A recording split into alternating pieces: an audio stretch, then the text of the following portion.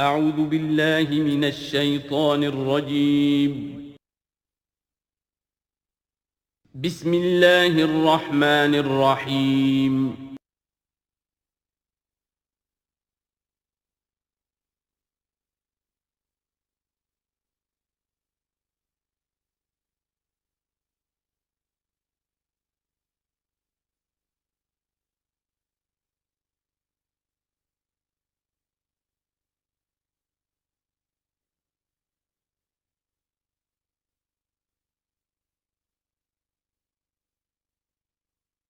اعوذ باللہ من الشیطان الرجیم بسم اللہ الرحمن الرحیم یوم نطوی السماء کطی السجل للکتب کما بدأنا اول خلق نعیدہ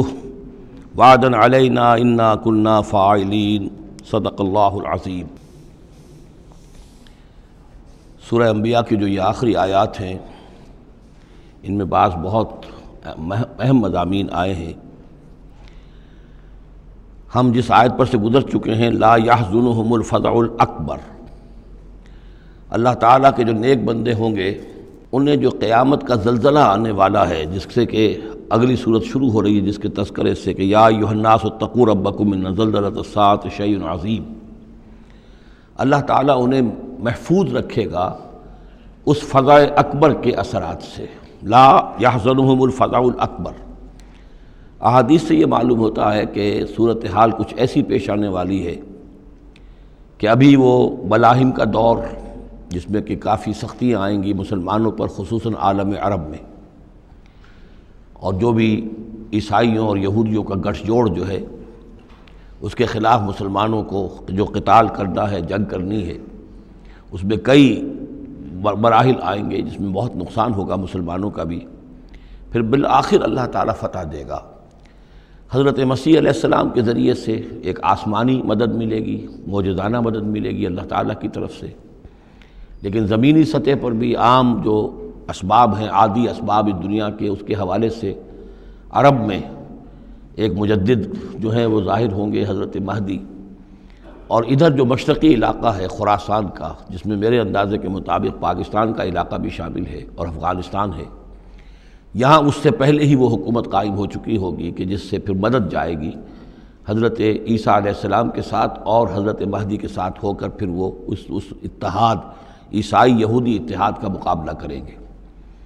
اس کے بعد یہ ہے کہ پھر آخری مرحلہ آئے گا یاجوج اور ماجوج کے حملے کا، اور پھر پوری دنیا میں اسلام کا بول بالا ہو جائے گا، دین حق کا غلبہ ہوگا، اور مختلف روایات میں مختلف اس کی مقدار آئی ہے، 40 برس تک بھی، کہ پوری دنیا میں اللہ کے دین کا غلبہ ہوگا۔ خلافت علی منہاج النبوہ جس کی کہ خبریں ہیں حدیث کے اندر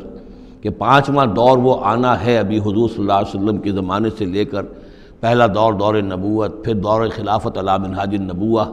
پھر ظالم ملوکیت کا دور، پھر غلامی والی ملوکیت کا دور، اور پھر خلافت علی منہاج النبوہ کا دور۔ اور اب جب یہ خلافت آئے گی تو پھر یہ کل روئے ارضی پر ہوگی، گلوبل ہوگی۔ لا یبقى علی ظہر الارض بیت وبر ولا بدر الا ادخلہ اللہ کلمۃ الاسلام، کوئی گھر اور خیمہ ایسا نہیں رہے گا دنیا میں پورے روئے ارضی پر جس میں کلمہ اسلام داخل نہ ہو جائے۔ اور یہ جو فرمایا حضور نے کہ ان اللہ زوالی الارض، اللہ نے میرے لیے زمین کو لپیٹ کر اور سکیڑ کر مجھے پوری زمین دکھا دی، فرأیت مشارقہا و مغاربہا، میں نے زمین کے سارے مشرق دیکھ لیے، سارے مغرب دیکھ لیے۔ وَإِنَّ أُمَّتِي سَيَبْلُغُ مُلْكُهَا مَا زُوِّيَ لِي مِنْهَا، میری امت کی حکومت ان تمام علاقوں پر قائم ہو کر رہے گی جو مجھے زمین کو سکیڑ کر دکھا دیے گئے۔ تو یہ ایک دور آنا ہے، اس میں کسی شک و شبے کی گنجائش نہیں ہے،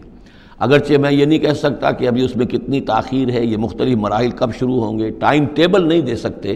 لیکن یہ کہ تقریباً یوں سمجھیے کہ قرآن مجید کے بین السطور سے اور احادیث نبویہ میں جو صراحت کے ساتھ خبریں آئی ہیں اس کی بنا پر یہ ہونا ہے۔ لیکن اس کے بعد جو قیامت آنی ہے، قیامت سے پہلے ایک مرحلہ ایسا آئے گا کہ جب یہ ایک ایسی ہوا چلے گی کہ جس کی بنا پر تمام اہل ایمان بڑی ہی آسانی کے ساتھ اور بڑے ہی اطمینان کے ساتھ ان کی روحیں اللہ تعالیٰ قبض کر لے گا اور ان پر موت واقع ہو جائے گی۔ پھر دنیا میں سوائے شریروں کے اور بدماشوں کے اور فساق و فجار کے کوئی نہیں رہے گا، تو پھر ان پر قیامت قائم ہوگی، اور ان کے لیے پھر یہ فضع الاکبر بھی ہے جس کا ذکر ہو رہا ہے یا سورہ انبیاء کے آخر میں، اور انہی کے لیے وہ زلزلۃ الساعہ ہے کہ جس کو کہ اس وقت لوگ جو ہیں وہ دیکھیں گے، وہ ساری جو بھی سختیاں ہیں قیامت کی وہ ان کو برداشت کرنی ہے۔ اللہ اپنے نیک بندوں کو اس سے پہلے ہی ایک ایسی ہوا بھیج کر کے جس کے دل میں بھی ایمان ہوگا اس کی بڑی اطمینان اور سکون کے ساتھ اس کی موت واقع ہو جائے گی۔ اللہ تعالیٰ ان کو اس فضع اکبر سے اور زلزلہ عظیم سے بچا لے گا۔ اس کی صریح خبریں موجود ہیں احادیث نبویہ میں۔ لا يحزنهم الفزع الاکبر، انہیں نہیں ستائے گا وہ فضع اکبر، بڑی گھبراہٹ کا وقت جو آنے والا ہے۔ وتتلقاهم الملائکۃ، اور ان سے ملاقات کریں گے، لینے آئیں گے انہیں فرشتے، ان کا استقبال کریں گے۔ ھذا یومکم الذی کنتم توعدون، یہ ہے آپ کا وہ دن جس کا آپ سے وعدہ کیا جاتا تھا۔ اس کے بعد جو کچھ ہوگا، یوم نطوی السماء کطی السجل للکتب، جس دن کہ ہم آسمان کو ایسے لپیٹ لیں گے جیسے کہ کتاب کا تومار، سکرولز جو ہوتے ہیں وہ لپیٹ لیے جاتے ہیں۔ یہاں سماوات نہیں ہے، سما ہے۔ معلوم ہوتا ہے کہ یہی جو ہماری زمین کے قریب ترین جو آسمان ہوگا، اسی علاقے کے اندر در حقیقت یہ سارا جو ہے واقع ہوگا۔ اسی میں سورج بھی ہے، چاند بھی ہے، جمع الشمس والقمر، اسی کے اندر یہ جو بھی کرے ہیں یہ ٹکرائیں گے۔ یہ سارا جو زلزلۃ الساعۃ شیء عظیم جو ہے یہ اسی سولر سسٹم کے اندر ہونے والا ہے۔ جبکہ ہم آسمان کو یوم نطوی السماء کطی السجل للکتب، تو ہم اس کو لپیٹ دیں گے اس آسمان کو کہ جیسے کہ کتاب کا تومار جو ہے اور کتاب کا سکرول لپیٹ دیا جاتا ہے۔ کما بدانا اول خلق نعیدہ،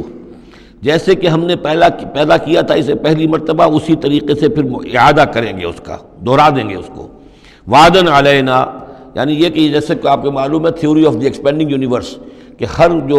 یہ جو کائنات ہے پھیل رہی ہے یوں اس طریقے سے چکر کھاتے ہوئے، ہر شے، ہر گیلیکسی اسے چکر کھاتے ہوئے پھیلتی چلی جا رہی ہے۔ اسی طریقے سے یہ الٹ کر جیسے فنر ہوتا ہے وہ واپس آتا ہے جب، تو پھر اسی طریقے سے چکر کھاتے ہوئے وہ پھر آ کر جم جاتا ہے ایک جگہ پر۔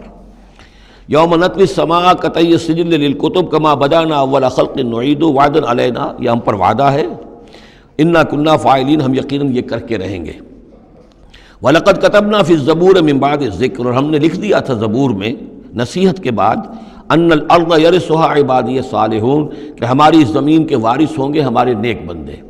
اسی زمین کو جیسا کہ میں نے کہا جنت بنا دیا جائے گا، اور ابتدائی جو ہے نزل جو ہے ان کے لیے ابتدائی جنت وہ اسی زمین پر فراہم کی جائے گی۔ یہ زمین جو ہے اس کے وارث ہوں گے ہمارے نیک بندے۔ اس میں دونوں اشارے ہو سکتے ہیں، قیامت سے قبل اللہ کے نیک بندوں کی حکومت پوری زمین پر قائم ہو جائے گی، تو زمین کے وارث ہو جائیں گے اللہ کے نیک بندے۔ اور دوسرے یہ کہ آخرت کی زمین مراد ہو تو ظاہر بات ہے اس جنت کے تو ظاہر بات ہے وارث اللہ کے نیک بندے ہیں ہی۔ دونوں امکانات اس آیت میں موجود ہیں۔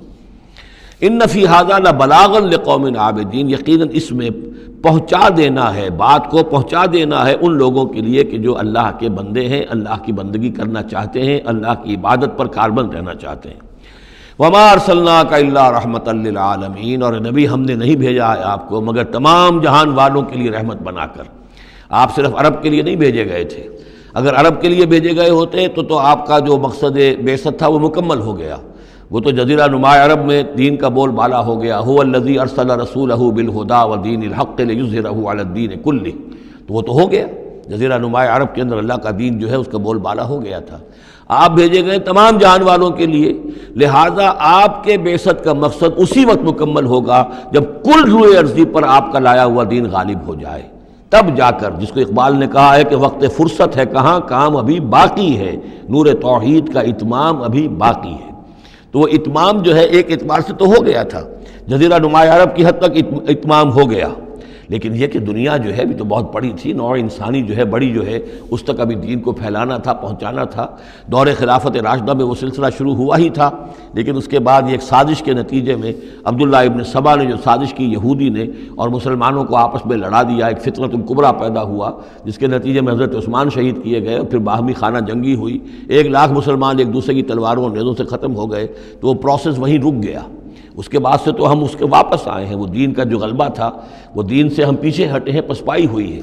لیکن یہ کہ دنیا ختم نہیں ہو سکتی جب تک کہ محمد رسول اللہ صلی اللہ علیہ وسلم کا مقصد بعثت بتمام و کمال پورا نہ ہو، اور مقصد بعثت آپ کا ہے اظہار دین الحق، اللہ کے دین کا غلبہ، اور یہ اللہ کے دین کا غلبہ چونکہ آپ پوری نوع انسانی کے لیے بھیجے گئے ہیں، لہذا کل عالم انسانی پر اس کا ہونا لازم ہے۔ یہ گویا کہ صغریٰ کبریٰ قرآن سے ثابت ہے، لیکن اس کی صراحت کے ساتھ خبریں احادیث میں ہیں۔ وَمَا أَرْسَلْنَاكَ إِلَّا رَحْمَةً لِّلْعَالَمِينَ قُلْ إِنَّمَا يُوحَىٰ إِلَيَّ أَنَّمَا إِلَٰهُكُمْ إِلَٰهٌ وَاحِدٌ، اے نبی ان سے کہہ دیجئے یہ بات میری طرف وحی کی جا رہی ہے کہ تمہارا الہ بس ایک ہی الہ ہے۔ فَهَلْ أَنْتُمْ مُسْلِمُونَ، تو اب تم اس کی فرما برداری اختیار کرتے ہو یا نہیں؟ فَإِن تَوَلَّوْا، پھر اے نبی اگر یہ منہ موڑ لے، پیٹھ دکھا دیں، فَقُلْ آذَنْتُكُمْ عَلَىٰ سَوَاءٍ،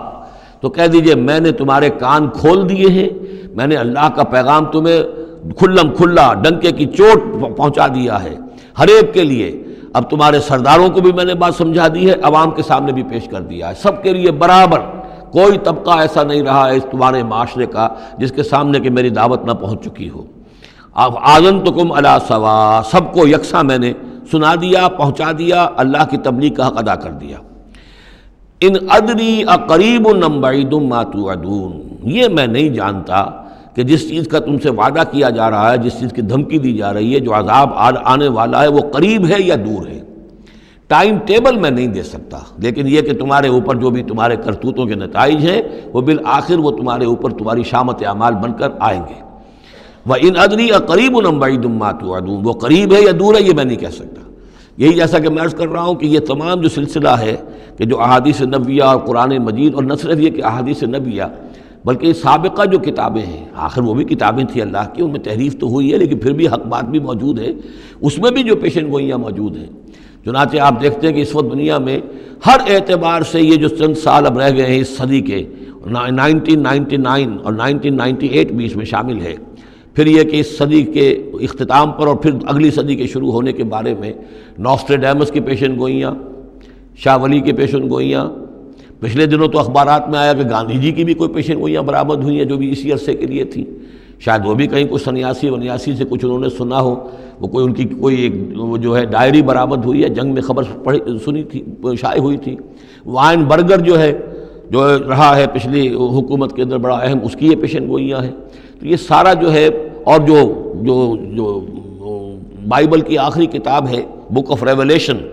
حضرت یوحنا، حضرت یحییٰ جو حضرت مسیح کے حوارین میں سے تھے، ایک یوحنا تو وہ جو نبی تھے، یحییٰ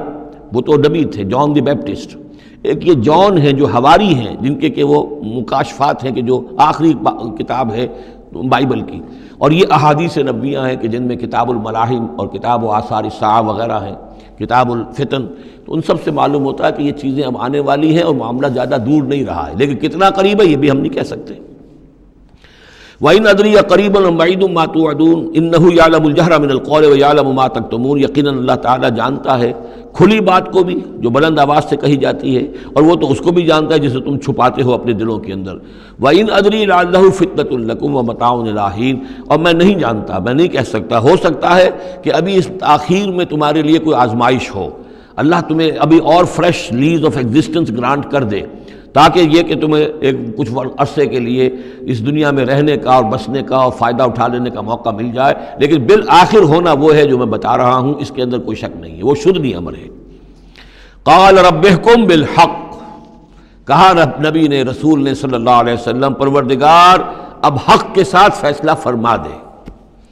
یعنی یہ کہ نبی اکرم صلی اللہ علیہ وسلم کا بھی دیکھیے، جیسے میں نے بار بار کہا ہے کہ آخر یہ اتنا طویل ہو گیا تھا رد و قضا کا مسئلہ کہ آپ کی طبیعت کے اندر بھی اب بات یہ آ رہی تھی کہ پروردگار اب فیصلہ سنا دے۔ قال رب احکم بالحق، پروردگار اب حق کے ساتھ فیصلہ سنا دے۔ وربنا الرحمن المستعان علی ما تصفون، اور یقیناً اب ان کی طرف خطاب کر کے، ہم تو جس سے مدد طلب کر رہے ہیں وہ ہمارا رب ہے رحمان، ہم اپنے رب سے رحمان سے جو مستعان ہے، جس سے کہ مدد طلب کی جاتی ہے، ہم طلب کر رہے ہیں ان تمام چیزوں کے خلاف جو تم کہہ رہے ہو، جو تمہاری باتیں ہیں، جو تم نے جو اعتراضات کیے ہیں، جو تم نے مجھے زج کیا ہوا ہے، ان سب کا مقابلہ میرے پاس تو یہ ہے کہ میں اپنے پروردگار سے ہی مدد طلب کر رہا ہوں۔ سورۃ الحج، بسم اللہ الرحمن الرحیم، یا ایھا الناس اتقوا ربکم ان زلزلۃ الساعۃ شیء عظیم۔ یہ فزع الاکبر جس سے کہ ختم ہو رہی ہے سورہ انبیاء، اسی کے تذکرے سے یہ شروع ہو رہی ہے سورہ حج۔ اے لوگو ڈرو اپنے رب سے، تقوی اختیار کرو اپنے رب کا، یقیناً قیامت کا زلزلہ بہت بڑی شے ہوگا۔ یوم ترونہا، جس دن کہ تم اس کو دیکھو گے، تذہل کل مرضعۃ عما ارضعت، بھول جائے گی ہر دودھ پلانے والی جسے وہ دودھ پلاتی تھی۔ یعنی واقعہ یہ ہے کہ حیوانات میں جو بھی دودھ پلانے والا کوئی جانور بھی ہو تو اسے بھی اپنے بچوں کے ساتھ جو انس ہوتا ہے، اور خاص طور پر انسانوں میں پھر ماں کی محبت اور شفقت اور مامتا جو ہے وہ اپنی جان دینے کو تیار ہوتی ہے، اپنے بچے کی آنس نہیں آنے دیتی۔ لیکن وہ سخت ایسا دن ہوگا، ایسی سختی ہوگی کہ دودھ پلانے والیاں اپنے دودھ پیتے بچوں کو بھول جائیں گی۔ وَتَضَعُ كُلُّ ذَاتِ حَمْلٍ حَمْلَهَا، اور دہشت کا عالم یہ ہوگا کہ ہر حاملہ کا حمل گر جائے گا۔ وَتَرَى النَّاسَ سُكَارَىٰ، اور تم دیکھو گے لوگوں کو کہ جیسے نشے میں ہیں، اس طرح کی کیفیت ان پر طاری ہوگی، ایسے بے سدھ سے نظر آئیں گے جیسے کہ گویا کہ نشے میں، وَمَا هُم بِسُكَارَىٰ، حالانکہ وہ کسی نشے میں نہیں ہے، وَلَٰكِنَّ عَذَابَ اللَّهِ شَدِيدٌ، بلکہ اللہ کا عذاب بہت سخت ہے، اللہ کی طرف سے بڑی سخت یہ گھڑی آنے والی ہے جس سے کہ اللہ تعالیٰ اپنے مومن صادق بندوں کو بچا لے گا، جس کی کہ صراحت ہے حدیث کے اندر۔ وَمِنَ النَّاسِ مَن يُجَادِلُ فِي اللَّهِ بِغَيْرِ عِلْمٍ، لوگوں میں سے ایسے بھی ہیں جو اللہ کے بارے میں جھگڑتے ہیں، اللہ کی آیات کے بارے میں جھگڑتے ہیں، قرآن مجید کے احکام کے بارے میں جھگڑتے ہیں، جبکہ حال یہ ہے بغیر علم، نہ ان کے پاس کوئی علم ہے، وَيَتَّبِعُ كُلَّ شَيْطَانٍ مَرِيدٍ، اور وہ پیروی کر رہے ہوتے ہیں، صاف نظر آتا ہے کہ ہر سرکش شیطان کی پیروی کر رہے ہیں، ان کے عمل کو دیکھو تو مغرب کی نقالی کر رہے ہیں، ان کی ہر ایک چیز کی جو ہے انہوں نے اپنی زندگی میں اختیار کی ہوئی ہے، پورا جو ہے مغربی ان کے اوپر تہذیب کا غلبہ ہے، ساری اقدار، لیکن باتیں بڑھائیں گے قرآن کی طرف سے اور حدیث کی طرف سے، اور انکار حدیث ہے اور فلاں یہ ہے، اور قرآن کا تو نتیجہ یہ نکلتا ہے وہ نہیں نکلتا ہے، اور یہ اجتہاد کیا جانا چاہیے، اور قرآن مجید جو ہے یہ تو اب کتاب جو ہے بوسیدہ ہو گئی ہے، یہ باتیں بھی کہی گئی ہیں کہ کوئی ایسا بھی ہمارا جو نظام ہونا چاہیے اجتہاد کا جو قرآن مجید کو بھی اوور رول کر سکے، یہ باقاعدہ رائے موجود ہے کہ قرآن مجید میں بھی جو صریح احکام آئے ہیں وہ بھی ایک خاص قوم کے لیے، خاص وقت کے لیے تھے، یہ ہمیشہ کے لیے نہیں ہے۔ تو بڑے بڑے دانشور، بڑے بڑے جو اسکالرز ہیں، بڑی بڑی ڈگریاں ان کے پاس ہیں، میک گل سے لے کر آئے ڈگریاں، ڈاکٹر فضل الرحمان صاحب آئے تھے تو میک گل سے ڈگری لے کر آئے تھے، جنہوں نے جو وحی کے بارے میں کہا تھا کہ یہ حضور کا بھی کلام کہا جا سکتا ہے، اس کو اللہ کا بھی کلام کہا جا سکتا ہے، باقی فرشتے کی کوئی حیثیت نہیں ہے، یہ ساری باتیں ڈاکٹر فضل الرحمان کہنے والے تھے۔ میک گل سے انہوں نے یہودیوں سے آ کر ڈگریاں حاصل کی تھی انہوں نے، اور انہوں نے جو بھی بہت سے اور دانشور بہت سے موجود ہیں اس وقت دنیا میں کہ جو ویسے سمجھے جاتے ہیں کہ بہت وہ اسلامی اسکالرز ہیں، ٹاپ کے اسکالرز ہیں، وائٹ ہاؤس میں بھی انہیں طلب کیا جاتا ہے۔ یہ جو سید حسین نصر ہیں ایرانی ایک ہیں، اب وہ رہ گئے ہیں جن کا ڈنکا بج رہا ہے زیادہ، ورنہ پہلے یہ ہے کہ یہ دو تھے، سید حسین نصر بھی تھے اور ڈاکٹر فضل الرحمان بھی تھے پاکستان کے۔ لیکن وَمِنَ النَّاسِ مَن يُجَادِلُ فِي اللَّهِ بِغَيْرِ عِلْمٍ وَيَتَّبِعُ كُلَّ شَيْطَانٍ مَرِيدٍ كُتِبَ عَلَيْهِ، اس شیطان کے بارے میں تو یہ بات لکھ دی گئی ہے، طے کر دی گئی ہے، أَنَّهُ مَن تَوَلَّاهُ، کہ جو کوئی بھی اس کی دوستی اختیار کرے گا، فَأَنَّهُ يُضِلُّهُ، تو وہ اسے گمراہ کر کے رہے گا، وَيَهْدِيهِ إِلَىٰ عَذَابِ السَّعِيرِ، اور پہنچا کر رہے گا اسے اس جلانے والے دوزخ کے عذاب میں۔ یا ایھا الناس، اے لوگو، ان کنتم فی ریب من البعث، اگر تمہیں کوئی شک ہے کہ کیسے دوبارہ زندہ ہو جائیں گے، کیسے اٹھا لے گا اللہ تعالیٰ، کوئی تمہیں اشکال پیدا ہوتا ہے تو لو ہم تمہیں ایک مثال سے سمجھاتے ہیں۔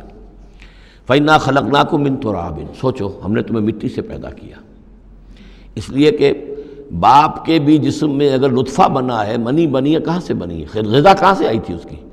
ساری غذا تو مٹی سے آئی ہے، زمین ہی سے آئی ہے، یہیں سے آئی ہے، وہ منرلز ہیں، وہ سب کچھ ہیں، گوشت کھایا ہے تو بکری نے جو کہاں سے غذا لی تھی؟ زمین سے لی تھی۔ تو تمہاری جو تخلیق ہے سب کی ابتدا میں جو ہے وہ مٹی سے ہے، من تراب ثم من نطفۃ، پھر وہ نطفے کی ایک شکل بنی، ثم من علقۃ، پھر تم ایک علقہ کی شکل میں تھے۔ اس علقہ کے بارے میں بعد میں عرض کروں گا، ابھی میں اس کا کوئی ترجمہ نہیں کر رہا،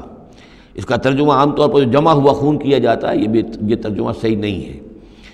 ثم من مضغۃ، پھر یہ کہ وہ ایک لوتھڑے کی طرح تھا، گوشت کا ایک لوتھڑا سا تھا، مخلقۃ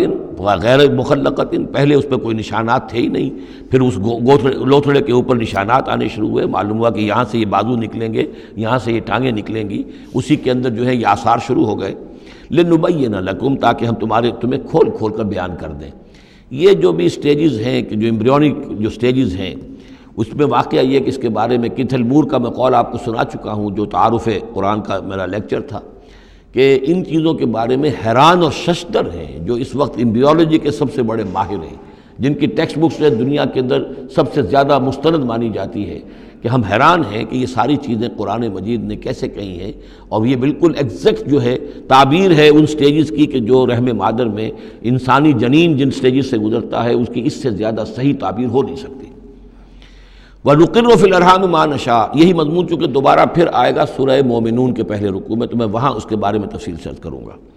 اور ہم ٹھہرائے رکھتے ہیں رحموں میں جو ہم چاہتے ہیں، یعنی رحم کے اندر پھر رحم مادر میں وہ حمل رہتا ہے، اب وہ حمل بیٹے کا ہوا ہے، بیٹی کا ہوا ہے، یا بیٹا یا بیٹی وہ ذہین ہے، فتین ہے، خوبصورت ہے، کیسی ہے، صحیح ہے، سالم ہے، وہ ہمارا فیصلہ ہے۔ نقر فی الارحام ما نشاء الی اجل مسمى، ہم ٹھہرائے رکھتے ہیں رحموں میں جو ہم چاہتے ہیں ایک وقت معین تک، ثم نخرجکم طفلا، پھر ہم تمہیں نکالتے ہیں، وہ تم چھوٹے سے بچے ہوتے ہو، ثم لتبلغوا اشدکم، پھر تم اپنی پوری جوانی کو پہنچتے ہو، قوت کو پہنچتے ہو، ومنکم من یتوفی، تم میں سے وہ بھی ہیں کہ جو پہلے ہی ان کا انتقال ہو جاتا ہے، انہیں قبض کر لیا جاتا ہے، انہیں اللہ تعالیٰ لے جاتا ہے، ومنکم من یرد الی ارذل العمر، اور تم میں سے ایسے بھی ہوتے ہیں جو بڑی ہی نکمی ضعیفی کی عمر کو پہنچ جاتے ہیں، لکیٰ لا یعلم من بعد علم شیئا، کہ پھر وہ نہ جانے سب کچھ جاننے کے باوجود کچھ بھی۔ بڑھاپا آتا ہے تو ایسا آتا ہے، ڈیمنشیا بھی ہو جاتا ہے، ساری ذہنی صلاحیتیں ختم ہو جاتی ہیں، یادداشت زائل ہو جاتی ہے، پھر بچپن کی عادتیں عود کر آتی ہیں، لکیٰ لا یعلم من بعد علم شیئا، پھر یہ صورت بھی ہو جاتی ہے۔ یہ ارذل العمر ہے جس سے کہ حضور صلی اللہ علیہ وسلم نے اللہ کی پناہ مانگی ہے کہ اللہ اس سے پہلے اٹھا لے، اس سے پہلے کہ انسان اس کیفیت میں آ جائے کہ جس کا نقشہ یہاں کھینچا جا رہا ہے، لکیٰ لا یعلم من بعد علم شیئا۔ بڑا سقراط تھا، بقراط تھا، کچھ تھا، لیکن اب کیا ہو گیا ہے اس کو دیکھیے۔ وَمِنْكُمْ مَنْ يُرَدُّ إِلَىٰ أَرْذَلِ الْعُمُرِ، ان کے لیے دعا کر لیجیے، اللہم اغفر لہ وارحمہ وادخلہ فی رحمتک وحاسبہ حسابا یسیرا۔ ان سے ایک بہت بڑی خطا ہوئی ہے، رجم کی سزا کے بارے میں میں سورہ نور میں عرض کروں گا، لیکن اللہ تعالیٰ تمام خطاؤں کو معاف فرمانے والا ہے۔ اللہم اغفر لہ وارحمہ وادخلہ فی رحمتک وحاسبہ حسابا یسیرا، اللہم نور مرقدہ واکرم منزلہ والحقہ بعبادک الصالحین، آمین یا رب العالمین۔ وَمِنْكُمْ مَنْ يُتَوَفَّى وَمِنْكُمْ مَنْ يُرَدُّ إِلَىٰ أَرْذَلِ الْعُمُرِ لِكَيْ لَا يَعْلَمَ مِنْ بَعْدِ عِلْمٍ شَيْئًا وَتَرَى الْأَرْضَ، اب ایک تو نقشہ کھینچا انسانی زندگی کا، اس آپ مٹی سے چل کر تم کہاں سے کہاں پہنچ گئے، پھر فوت ہو کے پھر مٹی بن جاتے ہو۔ یہ جس کی یہ قدرت ہے، جس کی یہ خلاقی ہے، جو اس سارے نظام کو لے کر چل رہا ہے، تمہیں اس کے بارے میں کوئی شک ہے؟ اس کی قدرت کے بارے میں کوئی تمہیں یہ شبہ وارد ہو سکتا ہے کہ وہ دوبارہ پیدا نہیں کر سکتا؟ اچھا ایک اور مثال لے لو، وَتَرَى الْأَرْضَ حَامِدَةً، تم دیکھتے ہو زمین کو کہ پڑی ہوئی ہے، بے آب و گیا، خشک اور ویران، کئی زندگی کے آثار نہیں۔ فَإِذَا أَنزَلْنَا عَلَيْهَا الْمَاءَ اهْتَزَّتْ وَرَبَتْ، پھر جب ہم اس پر پانی برساتے ہیں تو وہ تازہ ہو جاتی ہے، اہتزاز، اور وہ اس میں جنبش ہو جاتی ہے، اہتزت۔ یہتزو جو آیا یہ لفظ پہلے ہم پڑھ چکے ہیں کہ جب حضرت موسیٰ کا عصا زمین پر انہوں نے رکھا تو وہ تو اب ہلنے لگا، حرکت کرنے لگا جیسے کہ سانپ حرکت کرتا ہے،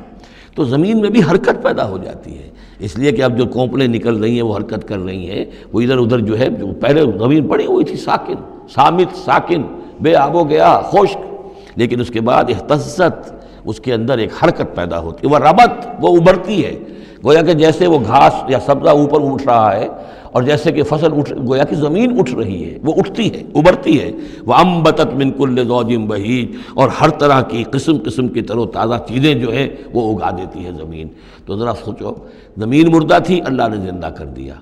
تمہارا اپنا معاملہ یہ ہے کہ مٹی سے لے کر اور تمہارے ایک انسان پورے بننے تک، یہ پھر کیسے شک کرتے ہو؟ تمہیں اللہ تعالیٰ کی قدرت میں بھی کوئی شک نہیں ہونا چاہیے۔ یہ تمہاری زندگی کا سائیکل چل رہا ہے اور یہ نباتاتی سائیکل چل رہا ہے ساتھ کے ساتھ، یہ چند مہینے کا ہوتا ہے، یہ تمہارا جو ہے یہ 60 70 80 برس کا ہے، اس کے علاوہ تو کوئی فرق نہیں۔ ذالک بان اللہ هو الحق، یہ اس لیے ہے کہ اللہ تعالیٰ الحق ہے، اس کے حق ہونے میں، برحق ہونے میں کسی شک و شبے کی گنجائش نہیں۔ وَأَنَّهُ يُحْيِي الْمَوْتَىٰ، اور یہ کہ وہ مردہ کو زندہ کرتا ہے، مردہ کو زندہ کرے گا۔ زمین تمہارے سامنے مردہ پڑی ہوتی ہے اور زندہ ہو جاتی ہے۔ وَأَنَّهُ عَلَىٰ كُلِّ شَيْءٍ قَدِيرٌ، اور یہ کہ وہ تو ہر چیز پر قادر ہے۔ وَأَنَّ السَّاعَةَ آتِيَةٌ، اور یہ کہ قیامت آ کر رہنی ہے، لا ریب فیہا، اس میں کسی شک و شبے کی گنجائش نہیں۔ وَأَنَّ اللَّهَ يَبْعَثُ مَن فِي الْقُبُورِ، اور یقیناً اللہ تعالیٰ اٹھائے گا ان کو جو قبروں کے اندر ہے، بعث بعد الموت ہو کر رہے گا۔ وَمِنَ النَّاسِ مَن يُجَادِلُ فِي اللَّهِ بِغَيْرِ عِلْمٍ وَلَا هُدًى وَلَا كِتَابٍ مُنِيرٍ، اور لوگوں میں سے کچھ ایسے بھی ہیں جو اللہ کے بارے میں، اللہ کی باتوں کے بارے میں، اللہ کی صفات کے بارے میں، ذات خداوندی کے بارے میں جھگڑتے ہیں، بحثیں کرتے ہیں، نزاع کرتے ہیں، نہ ان کے پاس علم ہے، بغیر علم ولا ہدن، نہ کوئی ہدایت ہے، ولا کتاب منیر، نہ کوئی روشن کتاب ہے جس سے وہ رہنمائی لے رہے ہوں۔ ثانی عطف ہی،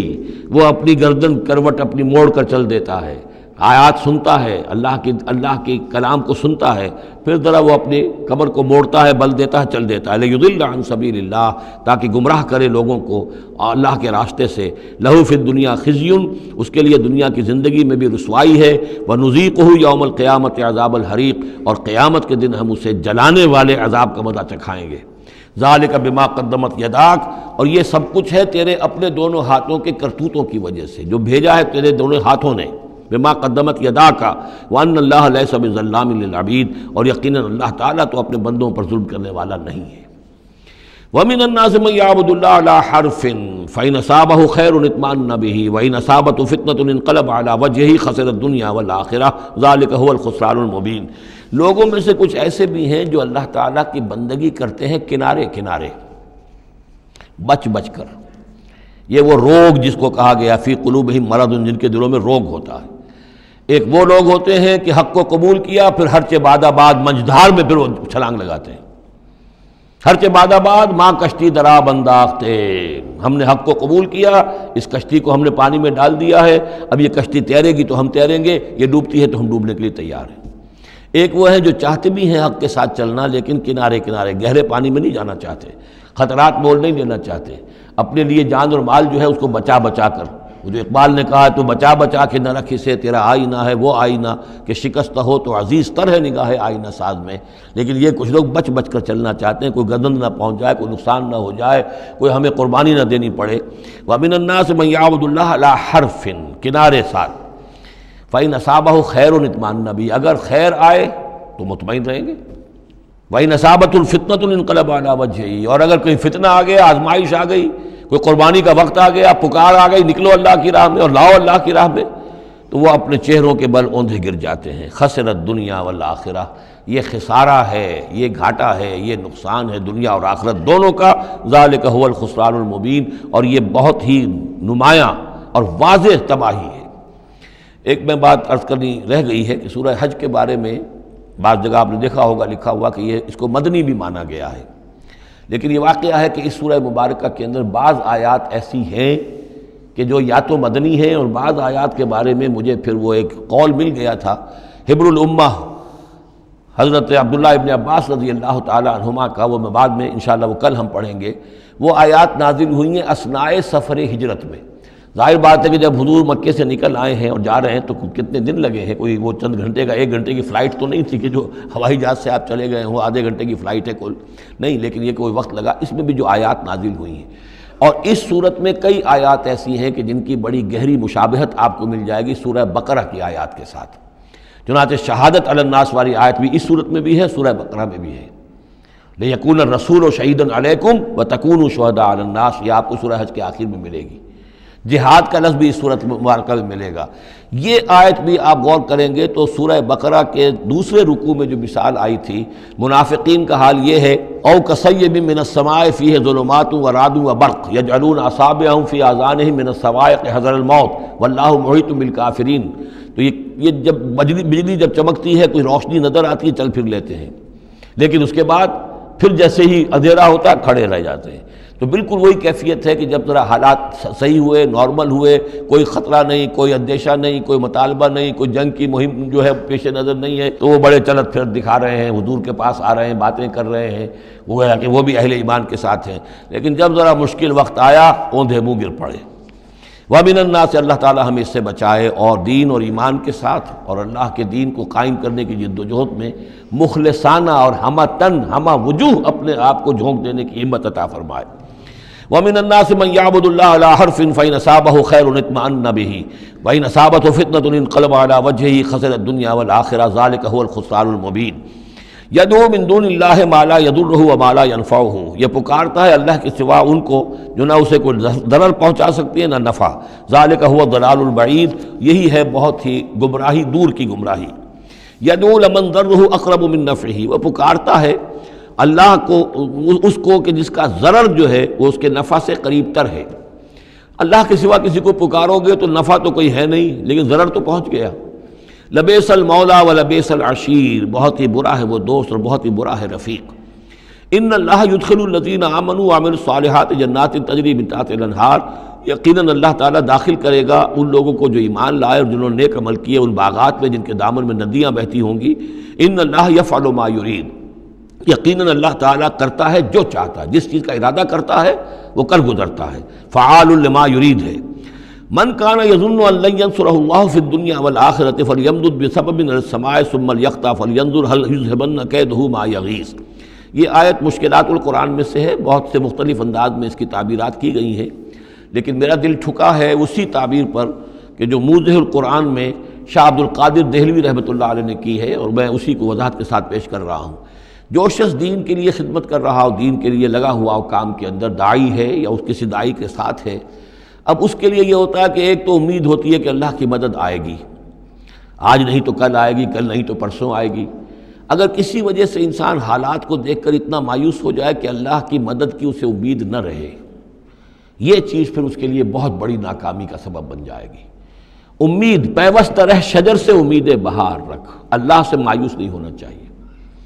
نہ لا تقنطوا من رحمت اللہ۔ ٹھیک ہے دیر ہو جائے کوئی حرج نہیں، لیکن یہ کہ یہ اللہ کی مدد آئے گی، اللہ جو ہے نصرت فرمائے گا، اللہ تعالی ہماری مدد کرے گا۔ والذین جاہدوا فینا لنہدینہم سبلنا، جو لوگ ہماری راہ میں محنت کریں گے، جدوجہد کریں گے، ہم لازماً انہیں اپنے راستے دکھائیں گے۔ یہ اللہ کا پختہ وعدہ ہے، ان وعدوں پر یقین رکھنا چاہیے۔ لا انک لا تخلف المیعاد، اے اللہ ہمیں یہ اندیشہ نہیں ہے کہ تو اپنا وعدہ پورا نہیں کرے گا، خلاف کرے گا، ہاں ہمیں اندیشہ ہوتا ہے کہ ہم تیرے وعدوں کے مصداق بن سکیں گے یا نہیں، ان کا مصداق بننے کی شرائط پوری کر سکیں گے کہ نہیں۔ یہ کیفیت بندے کی رہنی چاہیے، اللہ تعالیٰ کی مدد سے اور اللہ تعالیٰ کی نصرت سے مایوس کبھی نہیں ہونا چاہیے۔ تو اس کی ایک مثال دی ہے کہ اگر کوئی شخص کسی رسی کے ساتھ کہیں اوپر سے ایک رسی ہے اس کو اس نے پکڑا ہوا ہے، تو تب تک تو یہ کہ تھاما ہوا ہے،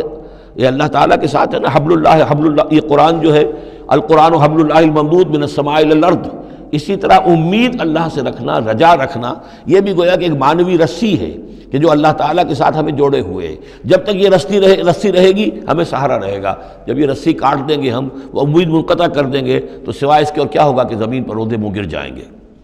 من کان یظن ان لن ینصرہ اللہ فی الدنیا والآخرہ، جس شخص کا یہ گمان ہو جائے کہ اللہ ہرگز مدد نہیں کرے گا اس کی دنیا میں اور نہ آخرت میں، فلیمدد بسبب من السماء، اسے چاہیے کہ ذرا ایک رسی آسمان کی طرف تانے،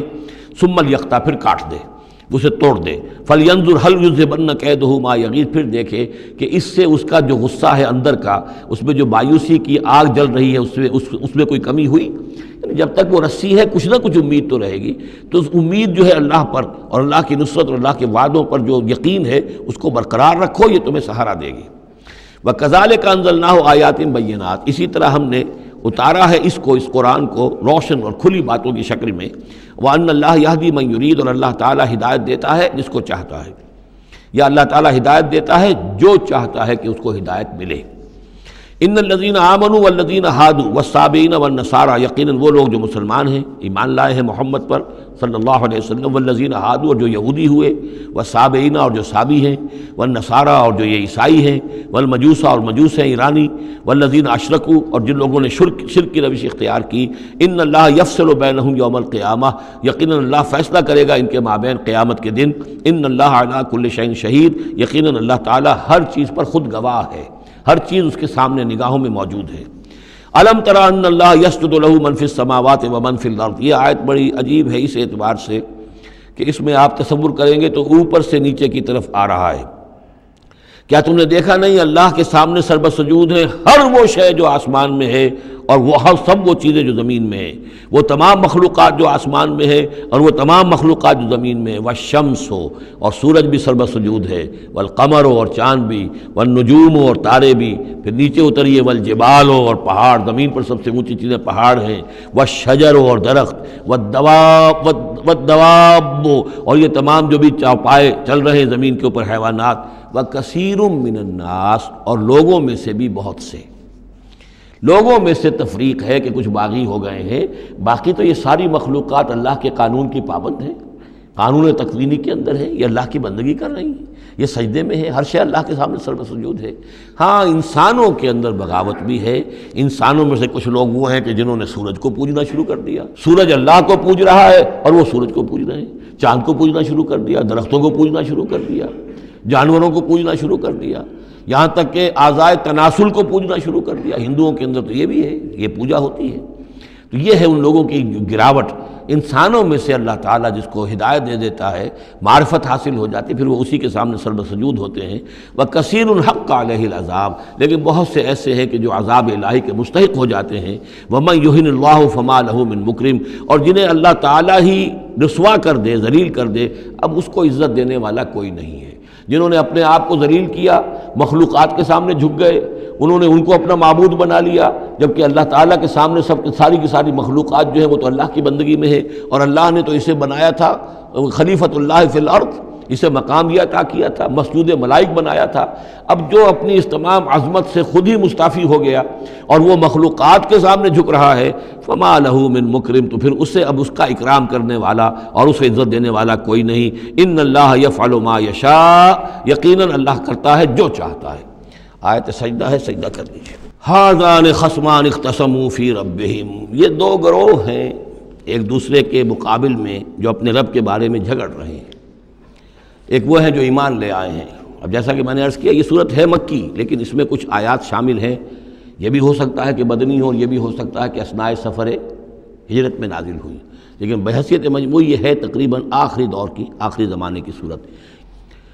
ھذان خصمان، اب ظاہر بات ہے مکے میں دو گروہ بالکل نمایاں ہو چکے تھے، ایک وہ جو حضور پر ایمان لائے اور ایک وہ کہ جو اڑے ہوئے ہیں. اختصموا فی ربہم، یہ اپنے رب کے بارے میں جھگڑ پڑے ہیں.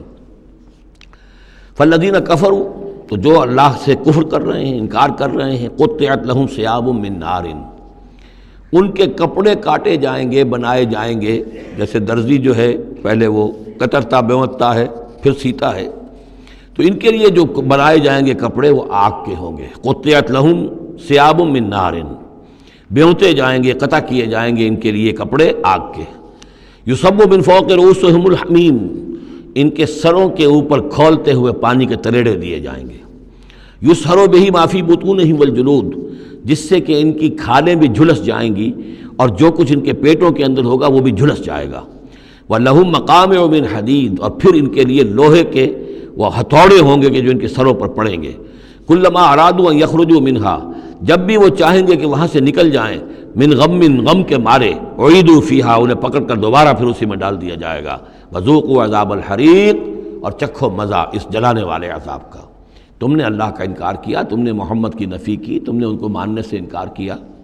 اس کے برعکس ان اللہ یدخل الذین آمنوا وعملوا الصالحات، یقیناً اللہ داخل کرے گا ان لوگوں کو جو ایمان لائے اور جنہوں نے نیک عمل کیے، جنات تجری من تحتہا الانہار، ان باغات میں جن کے نیچے ندیاں بہتی ہوں گی. یحلون فیہا من اساور من ذہب ولؤلؤا، پہنائے جائیں گے انہیں کنگن سونے کے اور موتی.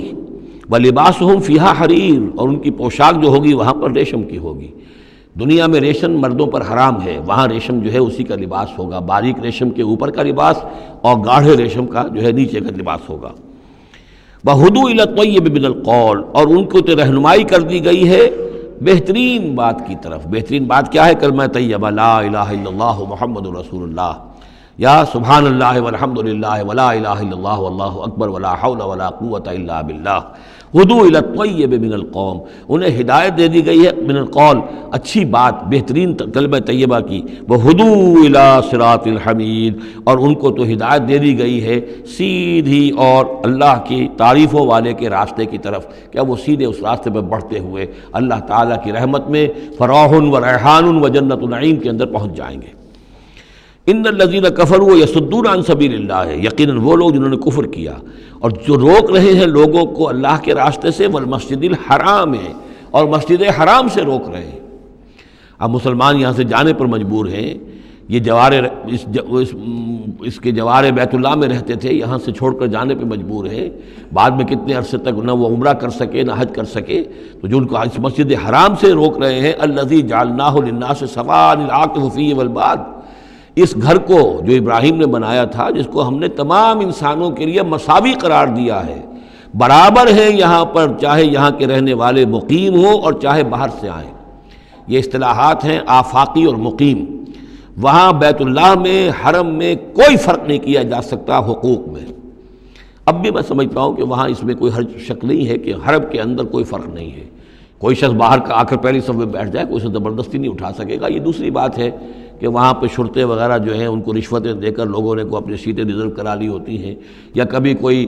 جو وی آئی پیز آنے والے ہوتے ہیں ان کے لیے وہ خالی کرتے ہیں، لیکن یہ عام طور پر یہی ہے، آپ جس جگہ جا کر بیٹھ جائیں، کوئی یہ نہیں کہہ سکتا کہ میں یہاں کا رہنے والا ہوں، مکی ہوں، یہاں میں بیٹھوں گا تم یہاں سے اٹھو، سواء العاکف فیہ والباد، برابر ہے وہاں کے رہنے والے مقیم بھی اور وہ لوگ بھی کہ جو باہر سے آتے ہیں، آفاقی ہیں۔ وَمَن يُرِدْ فِيهِ بِإِلْحَادٍ بِظُلْمٍ، اور جو کوئی بھی اس میں بیت اللہ میں کوئی الحاد کی کوشش کرے گا، اللہ تعالیٰ کے سیدھے راستے سے ہٹانے کی لوگوں کو، اور اس میں کجی پیدا کرنے کی کوشش کرے گا شرارت نفس کی بنا پر، نُذِقْهُ مِنْ عَذَابٍ أَلِيمٍ، اس سے ہم مزہ چکھائیں گے دردناک عذاب کا۔ وَإِذْ بَوَّأْنَا، یہ دو رکوع ہیں ابھی سورہ مبارکہ کے، حج کے مناسک کا کچھ ذکر ہے یہاں پر، خاص طور پر قربانی کا خاص طور پر ذکر ہے۔ سورہ بقرہ کے دو رکوع 24واں 25واں، اس میں بھی حج کے مناسک آ چکے ہیں، لیکن وہاں پر اصل قربانی کا ذکر نہیں تھا، وہ تو صرف یہ ہے کہ وہ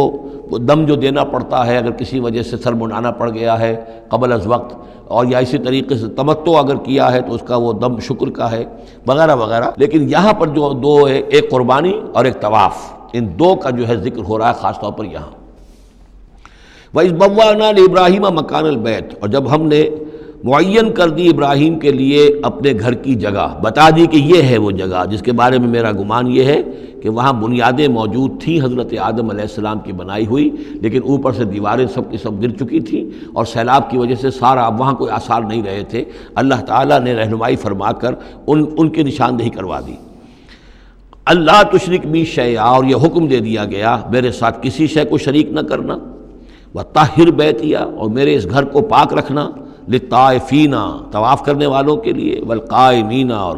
قیام کرنے والوں کے لیے، کھڑے ہو کر نمازیں پڑھنے والوں کے لیے، والرکع السجود، اور رکوع کرنے والوں کے لیے اور سجود کرنے والوں کے لیے۔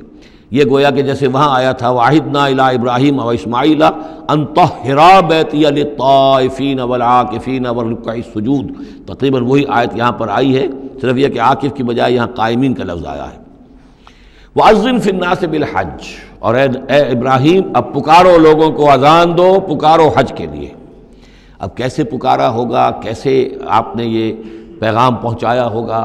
کہاں سے اللہ تعالیٰ نے ان کی آواز کو، ان کی پکار کو کہاں کہاں پہنچایا ہوگا، یہ اللہ تعالیٰ کا معاملہ ہے۔ یا تو کا رجالن، پکاریے لوگوں کو، حج کی دعوت دیجیے، آئیں گے وہ آپ کے پاس پیدل چل کر بھی، وعلیٰ کل ضامر، اور بڑی لاغر اونٹنیوں پر بھی، یعنی دور دراز سے آئیں گے تو سفر کی وجہ سے اونٹنیاں لاغر ہو چکی ہوں گی۔ یاتین من کل فج عمیق، جو یہاں پر پہنچیں گی وہ اونٹنیاں اور لوگ آئیں گے بڑی دور دراز کی راہوں سے، دور دراز کی، یہ فج کہتے ہیں پہاڑوں کے درمیان کے راستے کو، چونکہ یہ سارا پہاڑی علاقہ ہے تو نہ معلوم کہاں کہاں سے گہری وادیوں میں سے ہو کر لوگ جو ہیں پہنچتے ہیں۔ لیشہدوا منافع لہم، تاکہ یہ آئیں حاضر ہوں ان جگہوں پر کہ جو ان کے لیے منفعت کی جگہیں ہیں۔ وَيَذْكُرُ اسْمَ اللَّهِ فِي أَيَّامٍ مَعْلُومَاتٍ، اور اللہ کا نام لیں معین دنوں کے اندر، یعنی قربانیاں دیں معین دنوں میں۔ 10ویں ذی الحجہ کی قربانی کا دن ہے، اس کے بعد جو ہے 11ویں کو بھی ہو سکتی ہے، 12ویں کو بھی ہو سکتی ہے، یا ایام معلومات ہیں۔ عَلَىٰ مَا رَزَقَهُم مِّن بَهِیمَةِ الْأَنْعَامِ، تو اللہ کا نام لیں ذبح کرتے ہوئے، اللہ کا نام لیں ان پر کہ جو ہم نے انہیں یہ چوپائے عطا کیے ہیں، مویشی دیے ہیں۔ فَكُلُوا مِنْهَا، تو ان کو ذبح کر کے، ان کی قربانی دے کر اس میں سے خود بھی کھاؤ۔ وَأَطْعِمُوا الْبَائِسَ الْفَقِيرَ، اور جو برے حال میں ہو، فقیر محتاج جو بہت ہی خستہ حال ہے، اس کو بھی کھلاؤ۔ ثُمَّ لْيَقْضُوا تَفَثَّهُمْ، پھر یہ کرنے کے بعد پھر اپنے میل کچیل دور کرو، پھر احرام کھولنا ہوتا ہے، پھر یہ کہ وہ رنحت رمی ہوتی ہے، نہر ہوتا ہے، حلق ہوتا ہے، اور پھر طواف۔ یہ الفاظ جو ہیں یہ 10ویں تاریخ کے ہیں 4 افعال، رمی، اور نہر پھر جا کر قربانی دینا، پھر یہ کہ حلق کر کے اور پھر یہ احرام کھل گیا، اب نہاؤ دھو میل کچیل جو بھی احرام کی وجہ سے صاف کرو، اچھے کپڑے پہنو اور پھر جاؤ اور طواف کرو، طواف زیارہ۔ ثم لیقضوا تفثهم، پھر چاہیے کہ وہ دور کریں اپنے میل کچیل، ولیوفوا نذورهم، اور جو بھی نذریں مانگی ہوئی ہوں ان کو پورا کریں، ولیطوفوا بالبیت العتیق، اور اب جا کر اس قدیم گھر کا طواف کریں۔ ذالک، یہ سن چکے، ومن يعظم حرمات اللہ فهو خیر له عند ربہ، اور جو کوئی اللہ تعالیٰ کی حرمتوں کی تعظیم کرے، یہ بیت اللہ الحرام ہے، یہ اشہر حرم ہے، یہ ساری چیزیں جو ہے اللہ تعالیٰ کی حرمتیں ہیں، حرمات اللہ ہیں، اللہ نے جس جس چیز کو کہ محترم قرار دیا ہے۔ سورہ مائدہ میں ہم پڑھ چکے ہیں، وہ جانور کے جو ہدی کے جانور ہیں وہ بھی محترم ہیں، جن کے گھروں میں گردنوں میں پٹے ڈال دیے گئے ہیں، معلوم ہے کہ یہ ہدیم بالغ الکعبہ جانے والے ہیں، وہ بھی محترم ہیں۔ عام مین البیت الحرام جو ہیں، جو لوگ حاجی جا رہے ہیں، ان کی بھی حرمت ہے۔ تو جو بھی من یعظم حرمات اللہ ہے، جو کوئی بھی اللہ تعالیٰ کی حرام کی ہوئی شے، محترم ٹھہرائی ہوئی چیزوں کی تعظیم کرے گا، فہو خیر لہ عند ربہ، تو وہ اسی کے لیے بہتر ہوگا، اس کا اجر و ثواب اسے ملے گا اپنے رب کے پاس۔ وَأُحِلَّتْ لَكُمُ الْأَنْعَامُ إِلَّا مَا يُتْلَىٰ عَلَيْكُمْ، اور حلال کر دیے گئے تمہارے لیے سارے چوپائے سوائے اس کے جو تم کو سنا دیا گیا ہے، یعنی یہ کہ خنزیر کا معاملہ ہے اس کو حرام کر دیا گیا ہے، باقی بکری ہے، بھیڑ ہے، گائے ہے، بیل ہے، اونٹ ہے، ان سب کو اللہ کی راہ میں تو اس کی قربانی ہو سکتی ہے۔ فاجتنبوا الرجس من الاوثان، تو پھر تم بچو، ان بتوں کی گندگی سے بچو۔ یہ ہے اصل میں بچنا جو ہے وہ سب سے پہلے شرک، اور وہاں پر سب سے بڑا شرک جو ہے وہ بت پرستی کا ہو رہا تھا۔ واجتنبوا قول الزور، اسی طریقے سے جھوٹ کہنے سے، جھوٹ بات سے بھی بچو۔ حنفاء للہ، یکسو ہو جاؤ اللہ کی طرف، یکسو اسی کے بندے بن جاؤ، غیر مشرکین بہ، اس حال میں کہ اس کے ساتھ کسی بھی اعتبار سے شرک نہ ہو، کسی پہلو سے، کسی اعتبار سے، ذات میں، صفات میں، حقوق میں، اختیارات میں، کہیں بھی کوئی شرک کا شائبہ نہ آنے پائے۔ ومن یشرک باللہ، اور جو کوئی اللہ کے ساتھ شرک کرے گا، فکأنما خر من السماء، تو وہ تو ایسے ہے جیسے وہ رسی کٹ گئی اور اب وہ زمین کے اوپر گر پڑا، زمین کی طرف جا رہا ہے آسمان سے۔ کوئی شخص ہے جو آسمان سے کسی بلند چیز سے کسی رسی کے ساتھ لٹکا ہوا ہے، وہاں سے گر گیا یا رسی کٹ گئی، اب جو گر رہا ہے فکأنما خر من السماء فتخطفه الطیر، اب یا تو یہ کہ وہ جو پرندے ہیں وہ اسے اچک کر لے جائیں، کوئی باز آئے اور پکڑ کر لے جائے، کوئی اور ہو، جو بھی یہ بڑے بڑے جانور ہوتے ہیں کہ جو شکار کرتے ہیں پرندوں کا، تخطفه الطیر، پرندے اس کو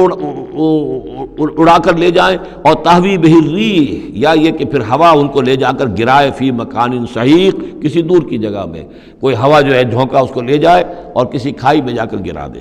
یہ معاملہ ہے اس شخص کا جو اللہ کے ساتھ شرک کرتا ہے، اس کے پاس کوئی سہارا نہیں رہا۔ اب توحید والا جو ہے وہ ایک سہارے پر قائم ہے، قول ثابت بالحیات الدنیا، یہ جو ہم ثبات عطا کرتے ہیں اہل ایمان کو، بالقول الثابت فی الحیات الدنیا، دنیا کی زندگی میں۔ ذالک، یہ تم نے سن لیا، یہ احکام تم نے سن لیے۔ ومن یعظم شعائر اللہ، پھر سن لو جو اللہ کے شاعر کی تعظیم کرے گا، فإنها من تقوی القلوب، تو یقیناً یہ دلوں کے تقوی کی بات ہے۔ ان تمام چیزوں کی ہم پڑھ چکے ہیں سورہ بقرہ میں، ان الصفا والمروۃ من شعائر اللہ، بیت اللہ شعیرہ ہے اور وہ مقام ابراہیم شعیرہ ہے،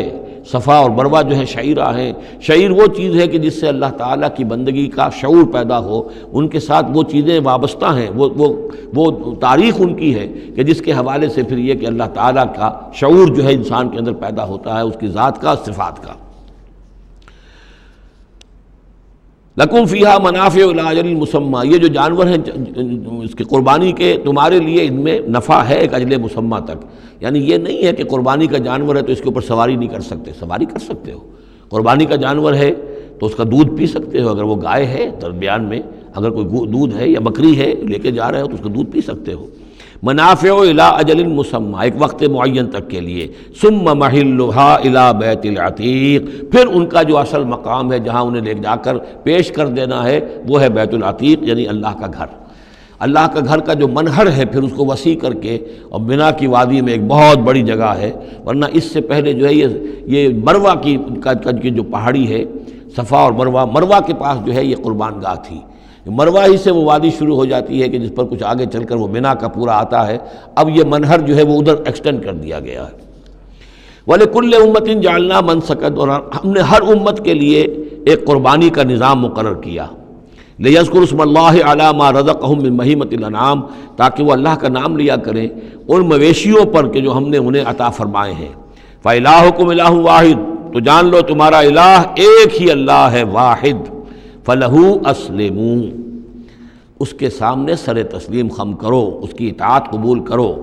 یعنی ایسا نہ ہو کہ بس قربانی تو ہو رہی ہے، باقی سب حرام خوریاں ہو رہی ہیں، 10-10 ہزار 20-20 ہزار کا جانور لے کر اور اس کے فوٹو کھنچوا کر اخبارات میں شائع کیے جا رہے ہیں، ہے سارا حرام خوری کا نتیجہ۔ تو یہ تو کوئی قربانی نہیں ہے، یہ اللہ تعالیٰ کے ہاں قبول نہیں ہے، چاہے وہ 1 لاکھ کا جانور ہو لیکن ہو اسلام کے ساتھ۔ فَلَهُ أَسْلِمُوا، اس کی اطاعت تو قبول کرو، اس کے حلال اور حرام کے پابند تو ہو، اس کے حرام کردہ چیزوں سے منہ نہ مارو۔ وَبَشِّرِ الْمُخْبِتِينَ، اور اے نبی بشارت دے دیجئے مخبتین کو، اخبات کہتے ہیں جو اپنے آپ کو پست کر لیں اللہ کے سامنے، تواضع اور عاجزی اختیار کرنے والے۔ الَّذِينَ إِذَا ذُكِرَ اللَّهُ وَجِلَتْ قُلُوبُهُمْ، یہ جو سورہ انفال کے شروع میں الفاظ آئے تھے اس سے ملتے جلتے الفاظ ہیں۔ وہ کون لوگ ہیں؟ وہ لوگ مخبتین کہ جب اللہ کا ذکر کیا جائے تو ان کے دل لرز اٹھتے ہیں، کانپ اٹھتے ہیں۔ وَالصَّابِرِينَ عَلَىٰ مَا أَصَابَهُمْ، اور جو بھی کوئی تکلیف ان پر آئے، کوئی مصیبت آئے، کوئی ناگوار صورتحال درپیش ہو جائے تو اس پر صبر کرنے والے۔ والمقیم الصلاۃ، اور نماز کے قائم کرنے والے۔ ومما رزقناہم ينفقون، اور جو کچھ ہم نے ان کو دیا ہے اس میں سے ہمارے لیے خرچ کرنے والے، ہماری رضا جوئی کے لیے، ہمارے دین کے لیے یا محتاجوں کے لیے انفاق کرنے والے۔ اللہم ربنا اجعلنا منہم والبدن جعلناها لکم من شعائر اللہ، اور یہ جو قربانی کے جانور خاص طور پر اونٹ ہیں، ان کو ہم نے تمہارے لیے ان کو بھی شاعر بنا دیا، یہ بھی اللہ کے شاعر میں سے ہے، اس لیے کہ یہ اونٹ جو ہے ابھی اللہ کے نام پر قربان کیے جا رہے ہیں۔ لکم فیہا خیر، تمہارے لیے ان میں خیر ہے، بھلائی ہے۔ ظاہر بات ہے کہ ان کا بھی گوشت تم کھا سکو گے اور غریبوں کو کھلا سکو گے، لیکن یہ کہ ہیں وہ شاعر اللہ، اس لیے کہ وہ نامزد ہو چکے ہیں بیت اللہ کے لیے، اللہ کے لیے کہ یہ قربانی کے جانور ہے کہ جن کو قربان کیا جانا ہے بیت اللہ کے قریب۔ فاذکروا اسم اللہ علیہا صواف، تو ان پر نام لیا کرو اللہ کا، ان کو کھڑا کر کے سیدھا، صواف صفے باندھ کر، قطار باندھ کر۔ یہ جو نقشہ ہے یہ خاص طور پر جو حجۃ الوداع میں حضور نے جو قربانی دی ہے تو 63 آپ نے اونٹ اپنے ہاتھ سے نہر فرمائے، کل 100، لیکن 63 آپ نے اپنے ہاتھ سے نہر فرمائے۔ اور یہ آتا ہے روایات کے اندر، اب یہ چونکہ معاملہ حضور کا ہے اور اس میں ہمیں کسی شک و شبے کی گنجائش نہیں ہے کہ اب کھڑے ہوئے ہیں قطار میں، اور ایک اب نہر کرنے کا طریقہ بھی ہوتا ہے، برچھا مارا جاتا ہے اونٹ کی یہاں گردن میں، اس کو گرا کر ذبح کرنا آسان کام نہیں ہے، کھڑے ہوئے اونٹ کو برچھا لگایا جاتا ہے، یہاں اس کی جو بڑی وینز ہے خون کا فوارہ چھوٹتا ہے، جب خون بہت زیادہ بہہ جاتا ہے پھر وہ گرتا ہے ایک طرف، ایک پہلو کے اوپر، تو پھر اس کا معاملہ جو ذبح کرنے کا ہوتا ہے۔ تو حضور جیسے برچھا مارتے تھے اور اس کے بعد پھر اگلا اونٹ اپنی گردن خود آگے کرتا تھا۔ نہ شود نصیب دشمن کے شود ہلاک تیغت، سر دوستاں سلامت کی تو خنجر آزمائی، گویا کہ ان کے لیے خود ایک اعزاز تھا، اللہ نے شعور دیا ہے۔ وہ تو جو ایک سوکھی ہوئی لکڑی تھی جس کا سہارا لے کر حضور صلی اللہ علیہ وسلم وہ آپ خطبہ دیا کرتے تھے جمعے کا، پھر جب ممبر بنا دیا گیا اب وہ اس لکڑی جو ہے اس کا آپ سہارا نہیں لے رہے، تو پہلا دن جب تھا کہ آپ نے اس کا سہارا نہیں لیا اور آپ ممبر پر کھڑے ہو کر آپ نے جب خطبہ دیا ہے تو اس سوکھی لکڑی میں سے ایسی آواز آ رہی تھی جیسے کوئی بچہ بلک بلک کر رو رہا ہو کہ میری یہ سعادت آج ختم ہو گئی ہے، مجھے جو سعادت نصیب تھی کہ محمد الرسول اللہ صلی اللہ علیہ وسلم میرا سہارا لیا کرتے تھے، مجھ پر ٹیک لگایا کرتے تھے، یہ مجھ سے جاتی رہی فضیلت، بلک بلک کر رو رہا ہے۔ حنانہ اس کو کہتے ہیں، ستون حنانہ، اب بھی مسجد نبی میں ایک ستون ہے حنانہ، حنین کہتے ہی اس کو ہے کہ جس میں رقت ہو، بچہ رو رہا ہو، بلک رہا ہو تو یہ حنین ہے، تو حنانہ ہے وہ۔ اور اس کے لیے یہ نوٹ کر لیجیے، کہا ہے مولانا روم نے، فلسفی کو منکر حنانہ است، از حواس انبیاء بیگانہ است۔ پہلے فلسفی ہوتے تھے، آج سائنسدان جو ہے انکار کرے گا کیسے ہو سکتا ہے سوکھی لکڑی میں سے بچوں کے سے رونے کی آواز آئے، کیسے مان لیں گے ہم، سر سید کیسے مانیں گے اس کو، نہیں مانیں گے کبھی بھی۔ تو فلسفی یا سائنسدان کو منکر حنانہ است، کہ وہ حنانہ کا انکار کرتا ہے، از حواس انبیاء بیگانہ است، اس لیے کہ انبیاء کے معاملات کو وہ جانتا نہیں ہے، وہ عام لوگوں پر قیاس کر رہا ہے۔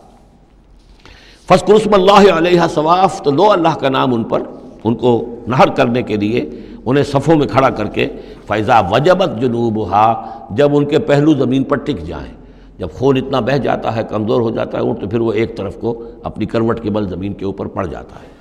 فَكُلُوا مِنْهَا، تو اب کھاؤ اس میں سے اس کے گوشت کو، وَأَطْعِمُوا الْقَانِعَ وَالْمُعْتَرَ، اور کھلاؤ اس کو بھی جو قناعت کے ساتھ بیٹھا ہوا ہے، مانگتا نہیں پھر رہا ہے، سائل نہیں ہے، اس کے پاس کچھ نہیں ہے لیکن وہ مانگتا نہیں پھرتا، قانع، اور معتر جو بے قرار ہو گیا ہے، آتا ہے سوال کر رہا ہے، مانگ رہا ہے، گوشت مانگ رہا ہے، اس کو بھی دو، اس کو بھی دو۔ كَذَلِكَ سَخَّرْنَاهَا لَكُمْ لَعَلَّكُمْ تَشْكُرُونَ، اسی طرح تو ہم نے اتنے بڑے جانور کو تمہارے لیے مسخر کر دیا ہے،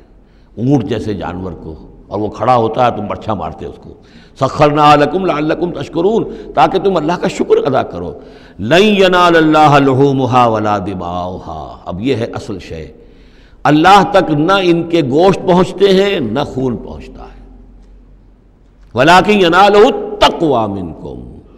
ہاں اگر پہنچتا ہے اس تک تو تقوی اگر ہے تمہارے اندر تو اللہ تک پہنچ جائے گا۔ یعنی یہ کہ ایک یہ رسومات ہے، ظاہری شکل ہے، ظاہری شکل اصل دین نہیں ہے، اگرچہ اس کے بغیر بھی تو حقیقت جو ہے وہ کسی نہ کسی حیولو ہی میں ظاہر ہوگی، کوئی نہ کوئی اسے پیکر چاہیے۔ تو ان عبادات کا پیکر بھی اہم ہے، لیکن صرف پیکر کو نہ سمجھیں، ظاہر کو نہ سمجھیں، اصل شے اس کی روح ہے، روح تقویٰ۔ وہ جو علامہ اقبال نے کہا ہے کہ رہ گئی رسم ازاں روح بلالی نہ رہی، فلسفہ رہ گیا تلقین غزالی نہ رہی، اور نماز و روزہ و قربانی و حج یہ سب باقی ہیں، تو باقی نہیں ہے۔ وہ ہمارا وہ تقویٰ، ہمارا اللہ کے ساتھ خلوص و اخلاص، قربانی جب انسان دے رہا ہو تو واقعتاً اس کے اپنے اندر اگر تقویٰ بھی ہے، اس نے حلال ذریعے سے کمائے ہوئے مال میں سے اس نے اتنی محنت کی ہے کہ اس میں سے اثار کر رہا ہے، اللہ کے نام پر ایک جانور کو ذبح کر رہا ہے، پھر خود اپنی زندگی میں وہ اللہ کے قوانین کا پابند ہے، اسی کے مطابق زندگی گزار رہا ہے، اور وہ اپنی توانائیاں، قوتیں، صلاحیتیں اللہ کی راہ میں لگا رہا ہے، اس کی قربانی ہے۔ باقی اگر یہ نہیں ہے تو ٹھیک ہے، چلیے کم سے کم غریبوں کو گوشت مل جائے گا، کچھ نہ کچھ فائدہ تو ہو ہی جائے گا، لیکن یہ کہ وہ اصل قربانی نہیں ہے، اللہ تک کچھ نہیں پہنچے گا تمہارا۔ لن ینال اللہ لحومها ولا دماؤها، دیکھو ان قربانیوں کے نہ گوشت اللہ تک پہنچتے ہیں نہ ان کے خون، ولکن ینالہ التقوی منکم، ہاں تقوی اگر ہے وہ اللہ تک پہنچ جاتا ہے۔ کذالک سخرها لکم لتکبروا اللہ علی ما ہداکم، اسی طرح اللہ تعالیٰ نے اسے تمہارے لیے مسخر کر دیا ہے، لِتُكَبِّرُوا اللَّهَ عَلَى مَا هَدَاكُمْ،